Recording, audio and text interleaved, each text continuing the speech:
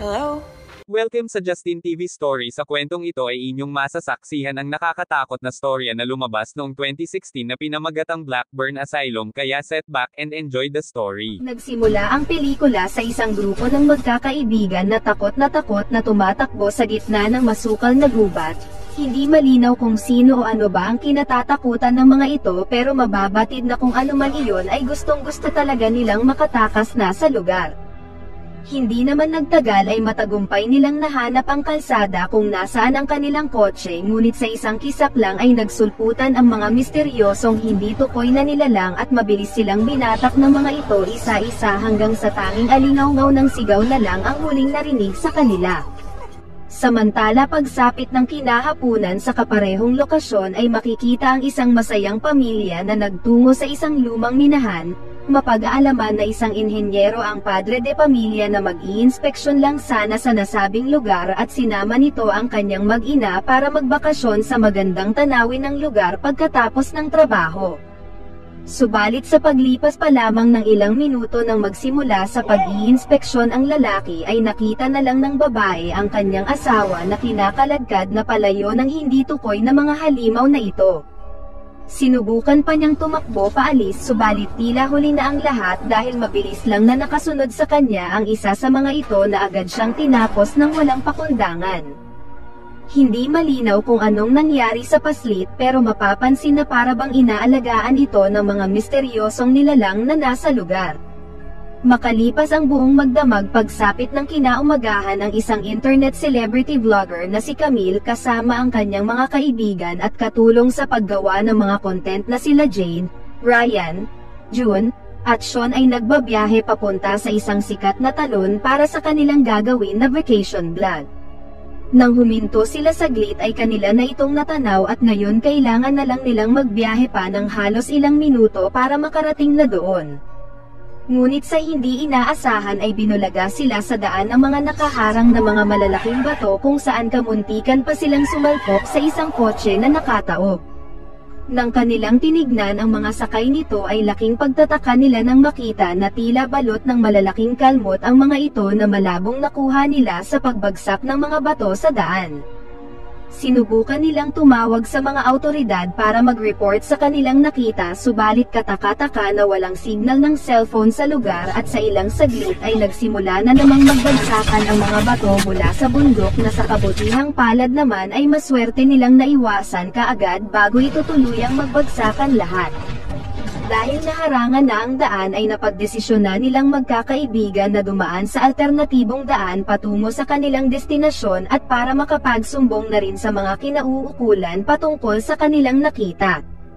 Subalit sa hindi malaman na kababalaghan ay inabot na sila ng dilim at hindi nila makita ang kabilang ruta. Nang kanila naman itong nakita ay hinarang sila ng mga bumbero dahil may nagaganap na malaking sunog sa kabilang bahagi ng gubat na para bang ang may salarin ay ang mga halimaw na nilalang kanina. Napahinto na lang sila sa lumang minahan kung saan nakita nila ang kotse ng mag-asawa kanina. Dahil napurnada ang kanilang bakasyon sa nasabing talon ay naisipan na lang nilang pasukin ang loob para maglibang at mag-ghost hunt sana. Dito na nagkandaloko-loko ang lahat dahil nang nagpaiwan si Sean saglit para magbawas ay inatake na ito ng isang mutant na halimaw at mabilis na binatak palayo.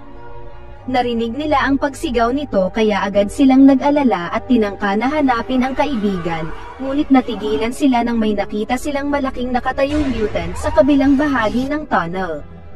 Dahil sa lubos nilang pagkakilabot ay napatakbo na lang sila kung saan dahil sa pagmamadali ay naiwan nila si June hanggang sa magkandaligaw-ligaw ito sa lugar at atakihin din ng isa pang halimaw.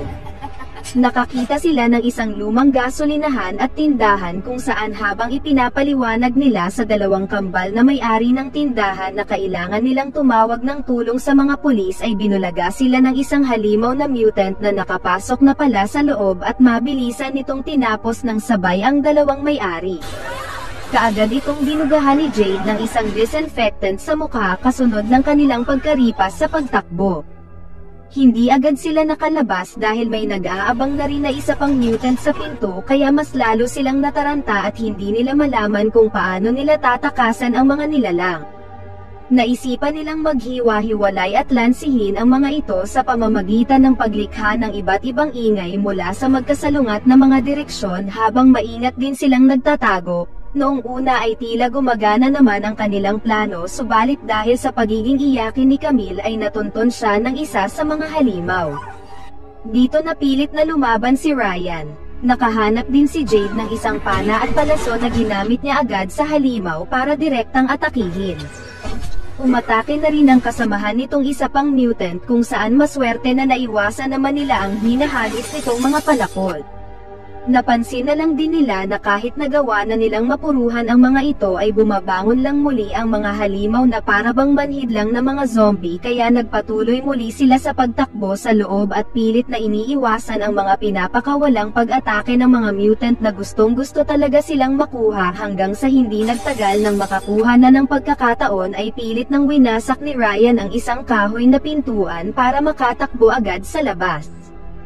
Hanggang dito ay hindi sila tinigilan ng mga ito na ultimo, kahit saang sulok pa sila magkubli ay nakakasunod pa rin talaga ang mga halimaw na parabang naaamoy sila kahit saan sila magtungo.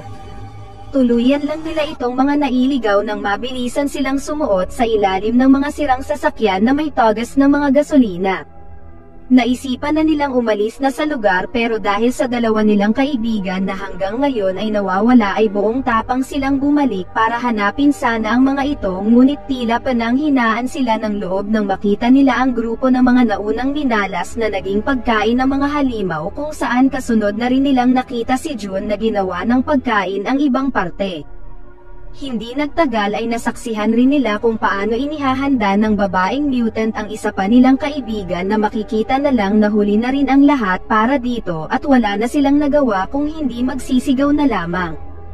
Dito na nila naisipan na oras na para tumakas at umalis na sa malaimpyernong lugar na ito, subalit hindi nila akalain na mabilis silang mapapalibutan at masusundan kaagad ng mga nilalang na ito. Wala silang ibang napagpilian kung hindi tumalon pababa ng lugar para maiwasan ang mga nasabing mutant na kamuntikan na silang makuha rin para gawing mga pagkain.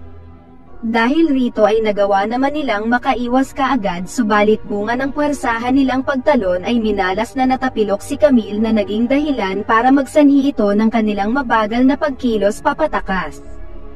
Habang umiiyak at sinasabi ng sikat na internet celebrity na wag siyang iwan nila Jade, ay makikita na natunton na sila ng mga humahabol na halimaw.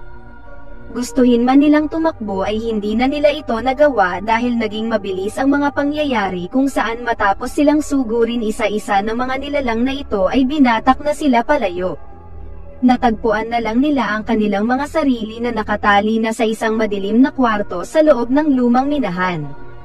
Nang dumating muli ang mga halimaw ay hindi na nakapagpigil pa ang isa sa mga ito, kaagad na natipuhan ng halimaw si Jade, kung saan pilit siyang kinakapan ng malilikot nitong daliri at kamay. Sinubukan niyang pumalag at pagtatadyakan ito ng sunod-sunod, pero mas lalo lang nag-init ang halimaw. Natigil lang ito nang dumating na ang babaeng mutant na lumalabas na parang pinakapinuno nila. Natatawa at masayang sinabi ng halimaw na babae na nagkamali sila ng ginawang pambubulabog sa kanilang lugar. Mapag-aalaman na dati palang ospital ng mga baliw ang minahan na ito, kung saan dahil sa kagagawan ng isang scientist ay nag-mutate ang ilan sa kanila. Lumalabas rin na ang babaeng halimaw ang siyang umubos noon sa lahat ng mga doktor sa nasabing dating pasilidad na ngayon ay kanila ng pinaglulunggaan. Dahil sa ganda na mayroon si Camille ay tila nainggit ang halimaw at tinapos nito nang mabilisan ang kaibigan nila. Nang isusunod na sana ng mga halimaw silang dalawang natitira ay narinig nila ang pag-iyak ng paslit na anak ng mag-asawa kanina. Dahil rito ay kaagad na umalis ang mga halimaw at nagkaroon ng pagkakataon si Ryan na makawala sa pagkakatali na agad niyang sinigundahan ng pagpapakawala rin kay Jade. Makikita na talagang inaalagaan ng mga nilalang ang nasabing paslit at sakto na nakita ito ni Jade, kung saan hindi na siya nagdalawang isip na atakihin ang babaeng halimaw hanggang sa tuluyan itong bumagsak at mabawi ang paslit. Kasabay nito ay nakahanap si Ryan ng maraming drum ng mga gasolina. Naisipan niya na gamitin ito upang matupok ang buong lugar kasama ng mga halimaw na naglulungga dito, subalit kaagad siyang natunugan ng isang mutant sa kanyang balak at sinimulan siya nitong sugurin upang kaagad natapusin. Dahil sa kakaibang lakas nito ay tila nagmistulan lang siyang laruan na walang kalaban-laban. Nang tuluyan na sana siyang tatapusin ng mutant ay maswerte na lamang na dumating na si Jade at mabilis siyang tinulungan nito upang magapi ang halimaw na kanilang isinabit at iniwan sa gitna ng naglalagablab na paligid. Matapos nito ilang hakbang na lang sana ay makakarating na sila sa labas ng lugar, subalit muli na namang napurnada ang maganda nilang plano nang magawa silang back-corner ng mga mutant kung saan nabawi kay Jade ang paslit at makikita na sinama siya ng mga ito patungo sa isang kwarto. Dito ay balak na talaga siyang tapusin at gawing pagkain ng mga demonyong halimaw na mutant. Sa kabutihang palad, bago pa siya tuluyang maluto ng mga ito ay lumalabas na hindi pala alam ng mga nilalang ang nilikha nilang sunog kanina sa isang bahagi ng lugar. Lumikha ito ng pagsabog at unti-unting pagkalat sa buong lugar, kaya muling natigilan ang mga halimaw para tignan kung anong nangyayari.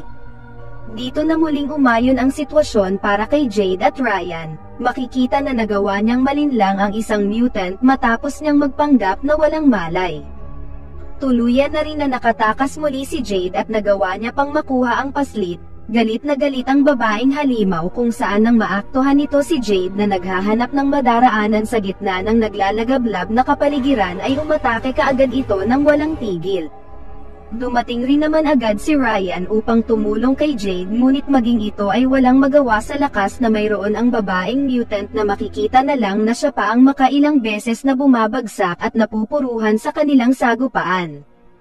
Habang pilit na nakikipagsagupa si Ryan sa manhid na halimaw ay nakahanap si Jade ng isang pana na dagli niyang pinulot at inihanda upang gamitin kaagad sa kalaban na mutant.